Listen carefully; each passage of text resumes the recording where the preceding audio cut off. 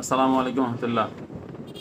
সম্মানিত ভাইদেরকে বলছি, যারা ঢাকা যাবেন এবং কুমিল্লা যাবেন, আধা ঘন্টা পরে বের হন। কারণ রাস্তায় যেই পরিমাণ জ্যাম, মানে কল্পনা করতে পারবেন না। কারণ হচ্ছে যে আগে তো যখন অফিসে সকালবেলা আসি জ্যাম পাই জাস্ট শুধু হাড়িখোলা থেকে চান্দিনা পর্যন্ত জ্যাম পাই। আজকে মাদেয় থেকে জ্যাম পাইছি। কারণ কি?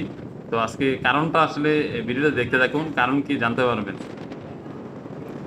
প্রায় সময় এই জ্যামটা থাকে। কারণ হচ্ছে কি, মনে করেন যে ট্রাকে তুলে দেয় বাসের উপরে, বাসে তুলে দেয় ট্রাকের উপরে, ট্রাকে তুলে দেয় ইউটার্নের উপরে। তো আজকে দেখেন, আচ্ছা বিষয়টা কি, এই জিনিসটা দেখবেন, ঠিক আছে? এটা প্রায় সময় হয়ে থাকে। এই জ্যামটা বিশাল বড়, মানে 5 ঘন্টা 7 ঘন্টা এই জ্যামটা থাকে।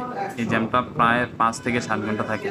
তো চলে আসছে হচ্ছে হারিকোলা। এই যে হারিকোলা মানুষগুলা দেখে, এইভাবে দোনো পাশে যেমন মানুষ হাঁটাহাঁটি করতেছে, মানুষগুলো দেখেই আসলে বুঝতে পারছি যে আসলে যে কোনো একটা কিছু হয়েছে। এই জিনিসটা কি? জিনিসটা হচ্ছে যে এটা হচ্ছে গার্মেন্টস কর্মীরা তাদের 3 মাসের স্যালারি পায় না। গার্মেন্টসের মালিক তাদের স্যালারি দিচ্ছে না, তার কারণে এই যে আন্দোলন দোনো পাশে একদম ব্লক, একদম দোনো পাশে এই ব্লক। তো এই কারণে আসলে আপনাদেরকে বলতেছি, যারা ঢাকা যাবেন এবং কুমিল্লা যাবেন, অবশ্যই আপনারা এই অনেক কষ্ট পাবেন রোজার দিন।